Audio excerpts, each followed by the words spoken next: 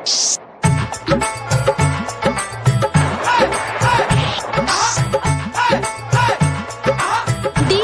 मिठू राजा पटसोनी mix बार रागनी recording studio Mirganj.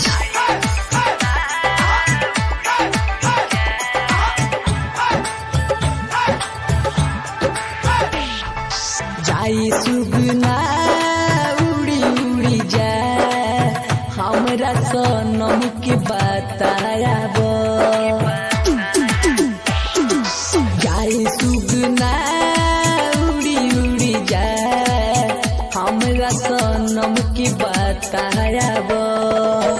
अभिनो है दिलवा में बाड़ी, अभिनो है दिलवा में बाड़ी, दिल के दर्द सुनायाब, दिल के दर्द सुनायाब।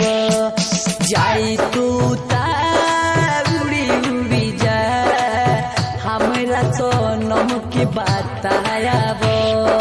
जाई तो उड़ी उड़ी जा हमरा सनम के बतायाब।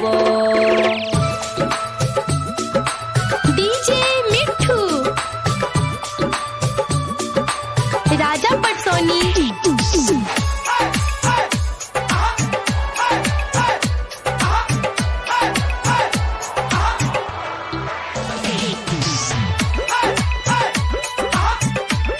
मिक्स बार रागनी रिकॉर्डिंग स्टूडियो मीरगंज।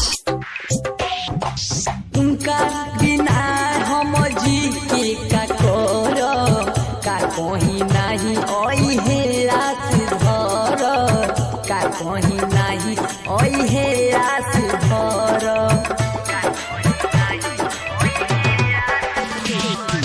जिंदगी भर उनके बन के हम रह, उनका लाके तनु सीतम हम सह, उनका लाके तनु सीतम हम सह। उनका बिना हम तड़पत बानी, उनका बिना हम तड़पत बानी, हाल हमार तू सुनायाब। अभिनो है दिलवा में बाड़ी, अभिनो है दिलवा में बाड़ी, दिल के दर्द सुनायाब, दिल के दर्द सुनायाब। डीजे मिठू राजा पटसोनी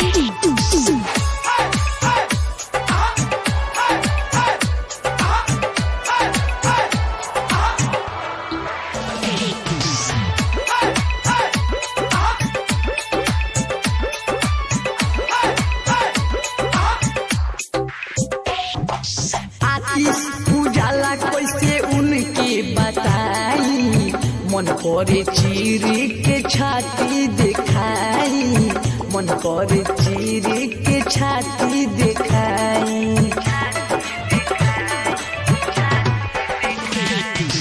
अमित आशिक के दीवाना बनैली, खुनवे से हमारा मेहंदी रचैली, खुनवे से हमारा मेहंदी रचैली। लागे दीवाना मरिए हो जाई, लागे दीवाना हो मरिए जाई, दिलवा के जोखम दिखायाब।